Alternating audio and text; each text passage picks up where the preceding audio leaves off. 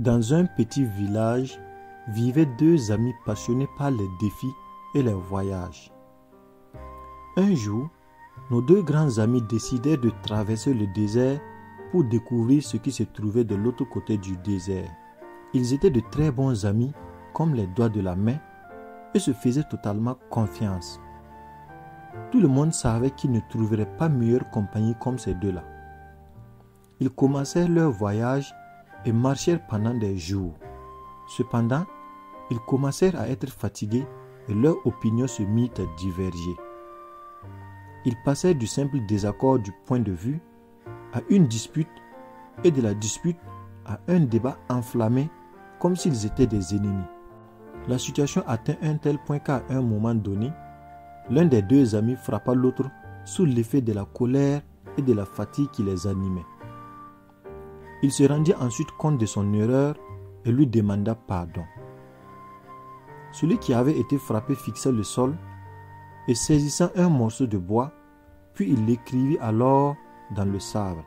« Mon meilleur ami m'a frappé. » L'autre ami était intrigué par le geste de son ami, mais ne dit rien. Ils poursuivirent leur chemin pendant une demi-journée et finirent par tomber sur une étrange oasis. Alors qu'ils s'en approchaient, le sol commença à bouger. L'ami qui avait été frappé commença à s'enfoncer dans le sable mouvant. C'était une sorte d'étang. Son ami fit alors tout son possible pour lui sauver la vie et il finit par le sortir de cet endroit. L'ami qui avait été frappé puis sauvé se pencha une fois de plus et écrivit cette fois-ci sur une pierre.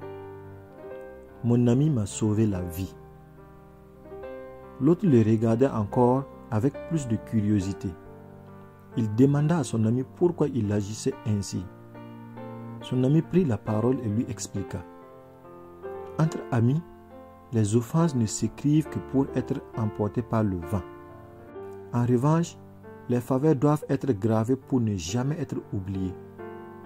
Grâce à cette réponse, l'ami comprit pourquoi il avait agi ainsi. Nous entretenons des relations amicales, familiales et professionnelles tous les jours. De ce fait, il y aura toujours des frustrations et des désaccords, ce qui est d'ailleurs inévitable. Cependant, il est de notre ressort de ne pas tenir compte des frustrations et des mauvais gestes d'autrui pour détruire la relation sous l'effet de la colère. Nous devons oublier cela et garder les valeurs qui nous lient. Faisons toujours place aux bienfaits que nous partageons entre amis, collègues, famille et protégeons toujours cette partie de nos relations tout en essayant d'oublier tout ce qui s'est passé sous l'effet de la colère.